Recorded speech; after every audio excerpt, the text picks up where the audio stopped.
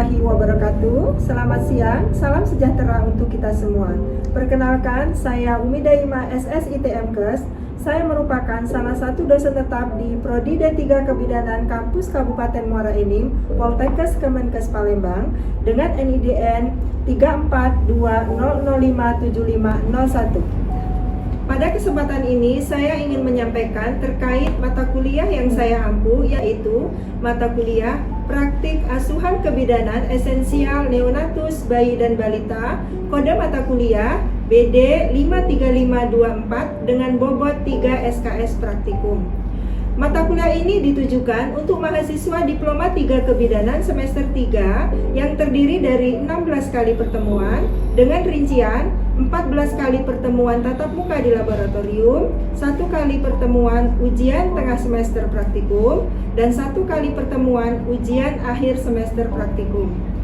Adapun capaian pembelajaran lulusan yang dibebankan pada mata kuliah Praktik Asuhan Kebidanan Esensial Neonatus Bayi dan Balita adalah CPL 3, CPL 4, dan CPL 5 yang tertuang dalam RPS.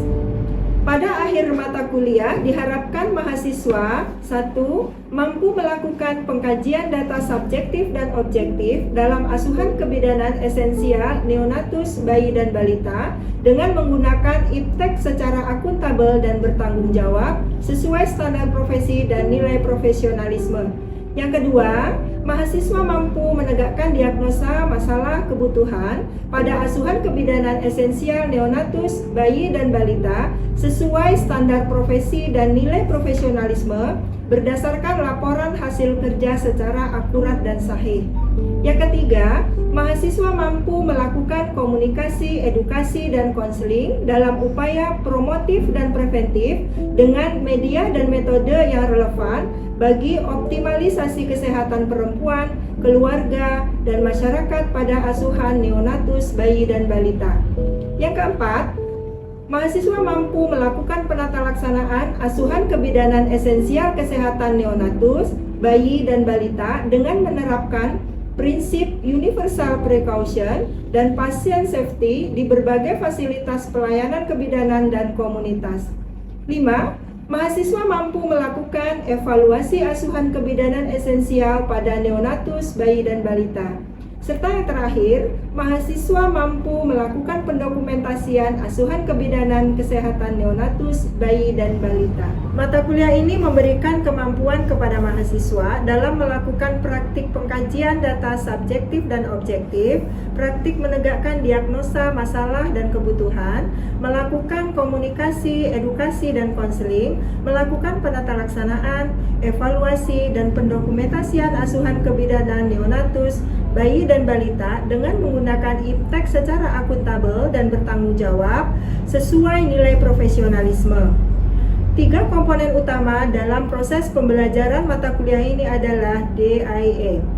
Delivery, yaitu saya menyampaikan RPS, materi, pengetahuan, atau keterampilan sebelum praktik laboratorium dilaksanakan yang dapat diakses pada aplikasi belajar Edlink.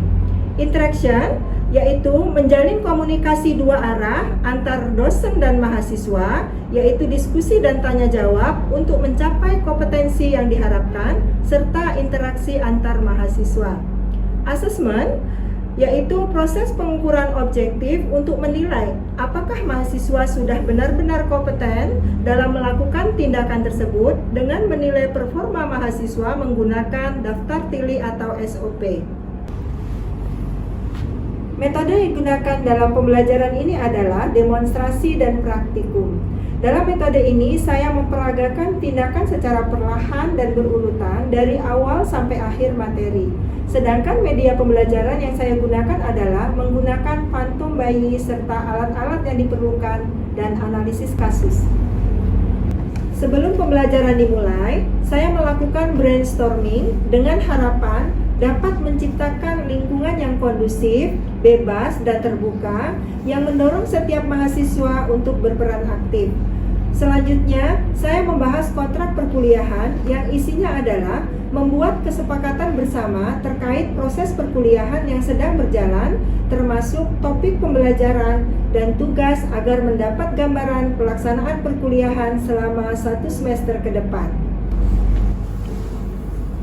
Dalam perkuliahan praktikum, saya selalu memotivasi mahasiswa untuk belajar lebih fokus dan memperhatikan langkah-langkah demonstrasi yang diberikan oleh dosen sehingga mahasiswa paham dan benar saat melakukan demonstrasi ulang.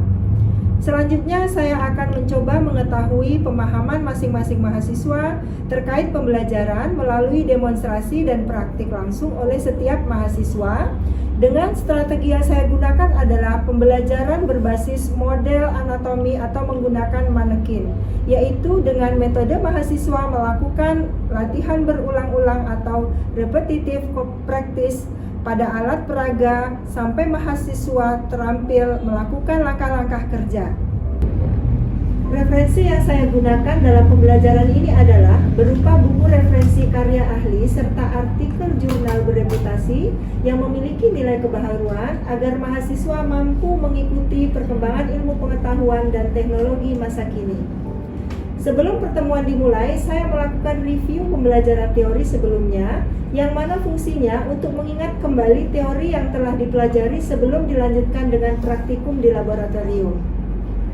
Pelaksanaan asesmen dalam pembelajaran ini meliputi ujian akhir semester 40%, ujian tengah semester 30%, tugas 20%, serta sikap 10%. Itulah gambaran dari pembelajaran mata kuliah praktik asuhan kebidanan esensial neonatus bayi dan balita. Baik, berikut adalah video proses pembelajaran saya dengan materi pertemuan kelima, yaitu praktik pemeriksaan antropometri pada neonatus bayi dan balita pada mata kuliah praktik asuhan kebidanan esensial neonatus bayi dan balita secara tatap muka di laboratorium. Selamat menyaksikan.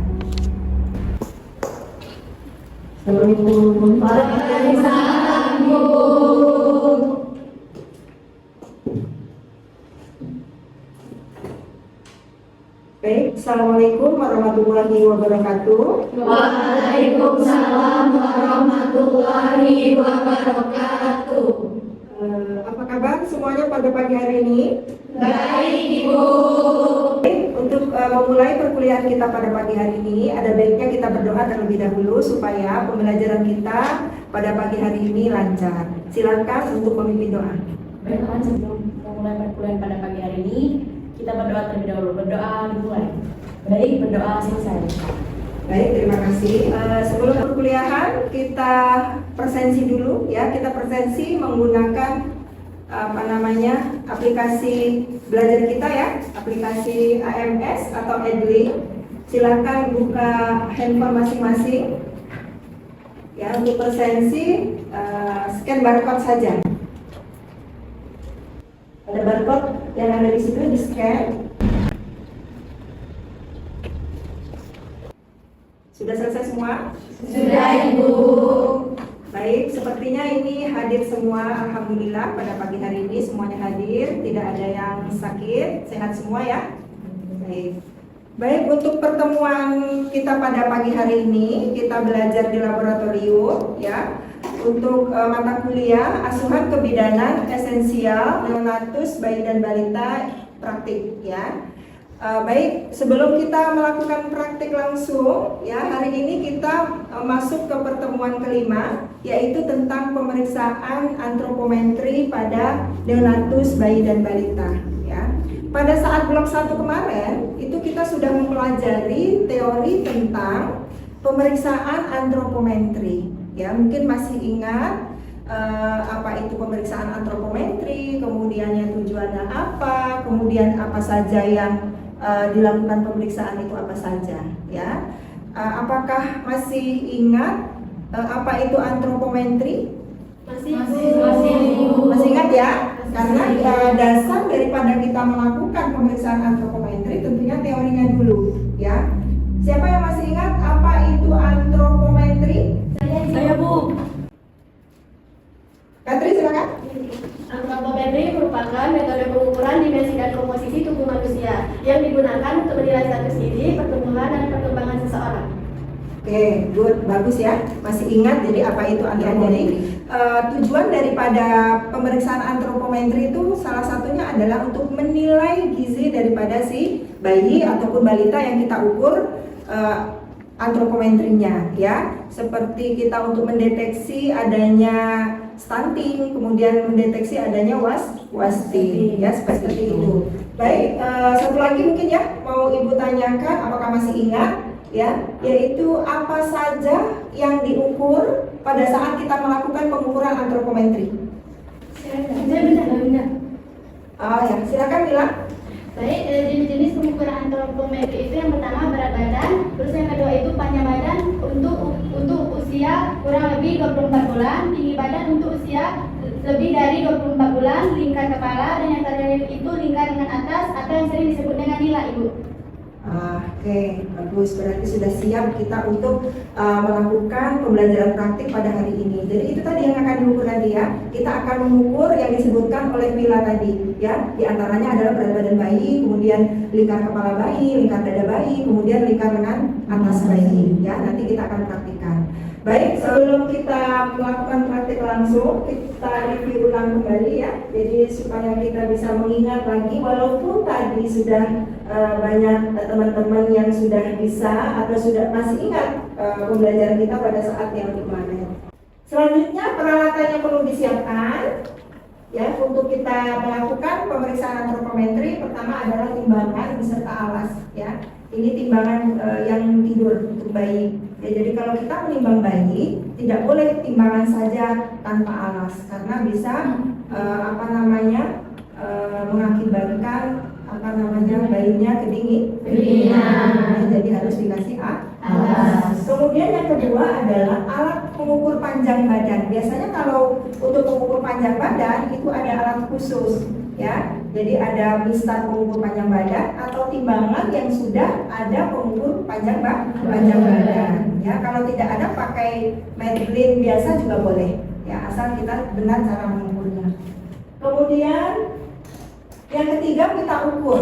Pita ukur ini kita ukur sama seperti orang menjahit ya, nggak apa-apa ya. Jadi pita ukur untuk nanti mengukur lingkar dada, lingkar kepala, dan lingkar lengan. Tentunya alat tulis, karena setiap kita selesai melakukan tindakan itu nanti kita akan dokumentasikan ya. Jadi harus siap, nggak boleh hanya ingat-ingat, nanti salah ingat, nggak taunya lupa ya. Jadi harus selalu dicatat atau didokumentasikan.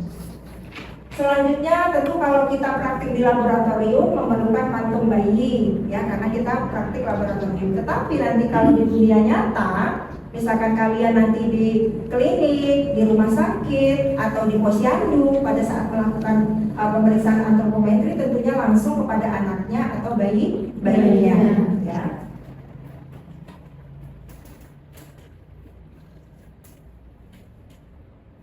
Oke, mungkin itu saja review untuk teori sebelum kita melakukan praktik langsung pemeriksaan antropometri. Baik, langsung saja sekarang kita akan melakukan praktik pengukuran antropometri. Ya, sebelumnya tentunya kita siapkan dulu alat. Ya, baik, persiapan alat yang akan kita persiapkan sudah disebutkan tadi. Yang pertama adalah pantung bayi, tentunya ya, pantung bayi. Kemudian ada Madeline atau meteran, ya. Kemudian ada handscoon steril ya, pastikan handscoonnya steril. Kemudian ada timbangan yang sudah diberi alas. Kemudian ada pengukur panjang badan, ya. Jadi nanti pada saat bayinya ditimbang langsung diukur panjang badannya, ya. Kemudian sebelum kita melakukan tindakan pemeriksaan atau melakukan pemeriksaan, sebelumnya kita diwajibkan melakukan cuci tangan. Lakukan cuci tangan secara sempurna 6 langkah, ya. Yang sebelumnya kita lepas dulu semua perhiasan yang ada di tangan, ya. Jam tangan, gelang, cincin itu kita lepas, ya. Oke.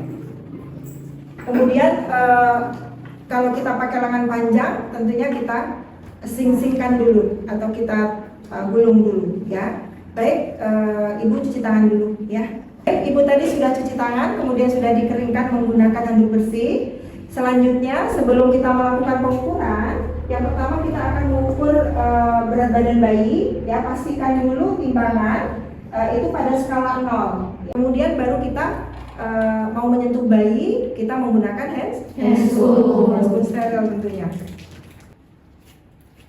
Perhatikan cara memasang handscoon ya, sudah bisa semua.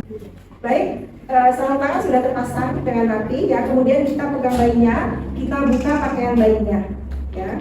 Kita buka pakaian bayi. Jadi kita pertama akan melakukan penimbangan pada bayi. Untuk penimbang pada bayi itu tidak boleh ada pakaian atau kain yang melekat pada tubuh bayi. Jadi kita buka bayinya.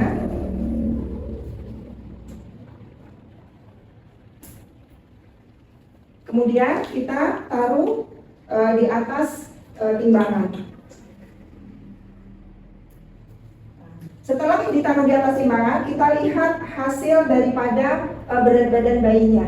Ya, berat badan bayi berapa? Kita lihat, kemudian dicatat, didokumentasikan.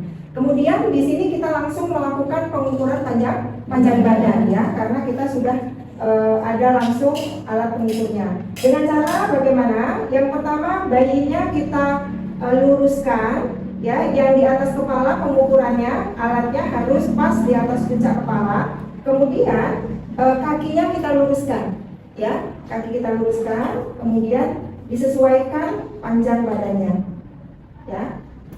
Jadi intinya itu harus lurus kakinya supaya akurat, ya, hasil pengukurannya akurat. Oke, udah, kita lihat berapa panjang badan bayinya, ya, hasilnya berapa, kemudian kita catat juga.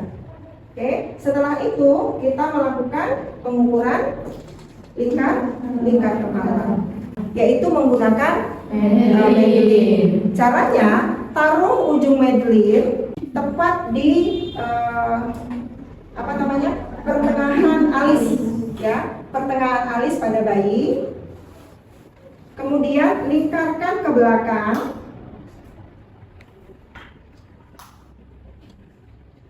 Kembali lagi ke dahinya, ya, kembali lagi ke dahi.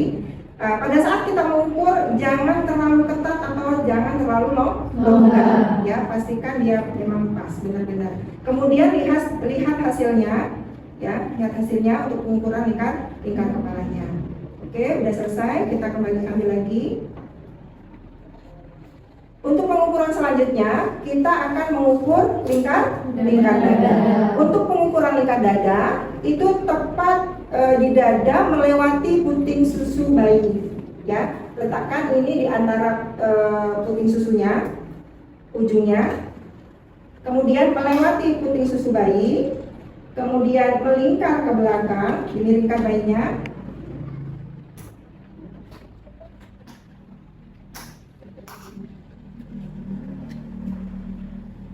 Kembali lagi ke dada bagian depan atau yang melewati puting susu sebelahnya, ya. Oke. Sama seperti mengukur lingkar kepala, jangan terlalu ketat atau jangan terlalu longgar, ya.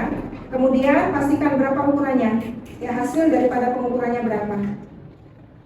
Oke, selesai. Selanjutnya, lanjutkan ya. Selanjutnya kita mengukur lingkar lengan atas bayi. Untuk mengukur lingkar lengan atas, kita ambil bagian, karena yang mau diukur adalah bagian sepertiga lengan atas. Ya, jadi kita ukur dari bahu sampai ke siku, kemudian dibagi 3, sepertiga bagian atasnya. Jadi kita lihat dulu bahu bayinya sampai ke siku, ya. Kemudian kita ambil aja kira-kira sepertiga lengan atasnya. Kemudian ambil Madeline dan ukur secara melingkar, ya. Kemudian baca hasilnya, ya. Nah, itu tadi pemeriksaan yang dilakukan untuk pemeriksaan antropometri. Semua hasil daripada pemeriksaan kita catat di dalam buku atau di dalam status bayinya. Nah, setelah semua selesai dilakukan pemeriksaan, kemudian kita rapikan kembali, ya. Tadi kan pakaiannya sudah kita buka, kemudian kita pakaikan kembali pakaiannya, kita rapikan, kemudian kita tutup kembali. Oke. Kemudian selanjutnya kita membereskan alat, ya, membereskan alat, kita lepaskan handscoon di dalam air klorin, kemudian kita mencuci tangan. Dari yang kita sudah praktekkan tadi sampai di sini, apakah ada yang ingin ditanyakan? Saya mau bertanya. Silakan, Fauza. Baik, Ibu, apakah saat kita melakukan pengukuran sering terjadi kesalahan-kesalahan, Ibu? Baik, terima kasih Fauza. Ya, jadi ada pertanyaan dari Fauza tadi, pada saat kita melakukan pemeriksaan, apakah sering terjadi kesalahan? Jadi ada, ya, sering terjadi kesalahan. Jadi apa? Yang pertama, alat tidak dikalibrasi, ya, tidak dicek apakah alat itu masih berfungsi dengan baik atau tidak, ya. Kemudian yang kedua, posisi anak pada saat pemeriksaan itu kurang tepat. Ya, seperti tadi contohnya, pemeriksaan panjang badan, ya. Panjang badan tadi kan kakinya harus diluruskan. Nah, karena ketidaktahuan atau lupa atau bagaimana, kaki tidak diluruskan sehingga hasilnya juga tidak akurat. Kemudian pembacaan hasil yang tidak akurat, ya. Jadi dari hasil pemeriksaan tadi sudah tidak akurat, artinya nanti kesimpulannya juga akan tidak akurat. Kemudian pencatatan yang tidak lengkap, kan sudah dikatakan tadi ya. Setelah semua kita melakukan pemeriksaan, maka kita wajib melakukan pendokumentasian atau pencatatan. Kemudian menggunakan alat yang tidak sesuai dengan usia anaknya. Ya, contohnya apa? Contohnya timbang berat badan tadi. Timbang berat badan itu kan kalau pakai timbangan seperti ini itu anak di bawah usia 24 bulan, ya. Di bawah usia 24 bulan masih pakai timbangan tidur. Nah, karena mungkin anaknya sudah mulai bisa berdiri, ternyata ditimbang pakai timbangan yang berdiri. Nah, itu yang dimaksud bahwa menggunakan alat yang tidak sesuai dengan usia anak. Ya, jadi itu kesalahan-kesalahan yang sering terjadi. Ya, sudah paham? Jelas, Fauza? Baik, Ibu, sudah jelas. Terima kasih, Ibu. Oke, selanjutnya mungkin ada yang belum paham atau masih ada yang ingin ditanyakan? Izin Ibu, boleh diulang nggak cara mengukur lingkar kepala pada bayi tersebut?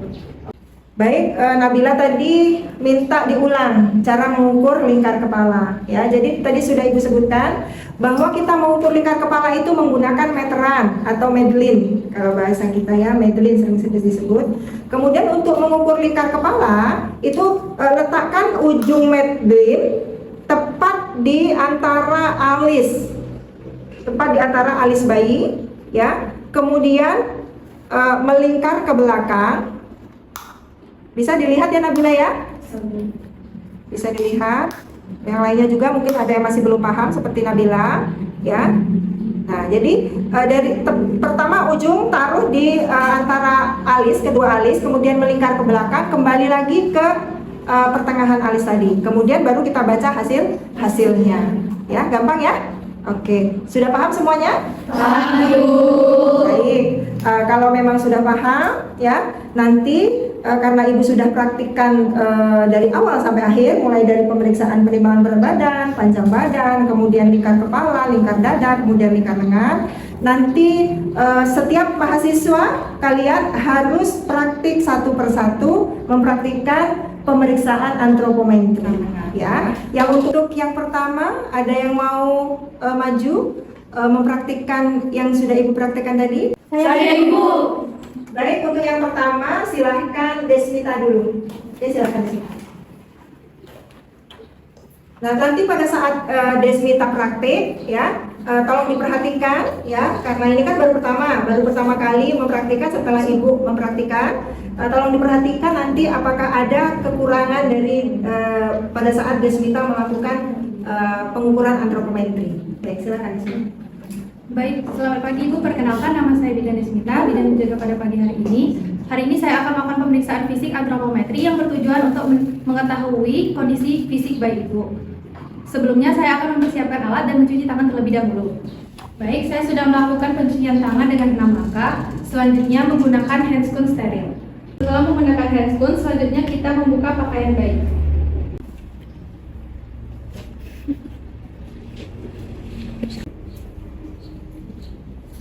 Selanjutnya, meletakkan bayi di penimbangan.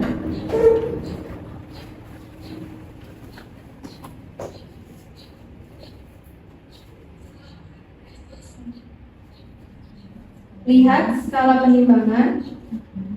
Setelah itu selanjutnya kita mengukur tinggi badan Panjang badan ya. Kalau bayi ditidurkan itu panjang badan ya. Jadi kalau berdiri baru tinggi badan.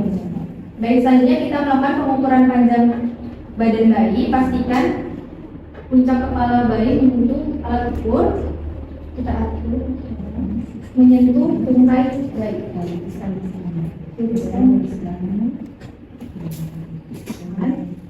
Kita lihat hasil dari pemeriksaan panjang badan bayi.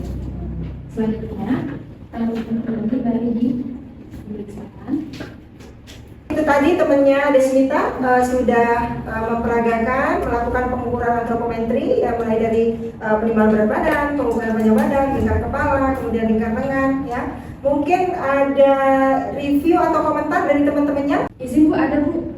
Oh iya, YMI. Apa itu kira-kira YMI? Pada saat tadi lihat ya YMI ya secara keseluruhan, apa kira-kira yang kurang tepat ya, mungkin ya kurang tepat atau mungkin Desmitanya lupa atau bagaimana? Apa kira-kira?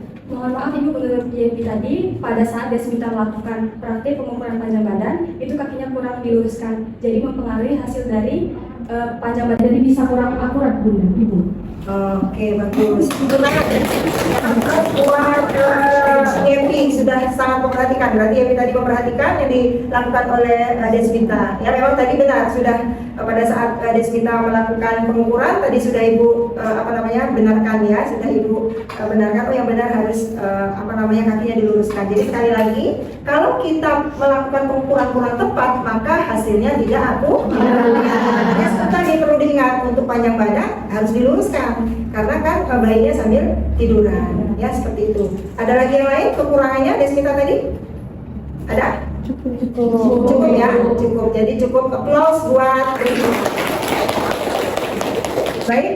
Setelah selesai kita melakukan praktik tadi, temannya sudah maju. Untuk selanjutnya ini merupakan tugas ya, tugas bagi kelompok, masing-masing kelompok itu isi 4 orang ya, isi 4 orang. Kemudian nanti setelah perkuliahan ini, nanti yang 4 orang tadi membuat video pemeriksaan antropometri ya. Nanti videonya tolong diunggah di aplikasi belajar Edlink yang tempat kita selalu menggunakan itu ya pada perkuliahan ya. Oke, silakan sekarang bagi kelompoknya ya, 4 orang satu kelompok, ada yang 4 orang, ada yang 5 orang. Silakan dibagi.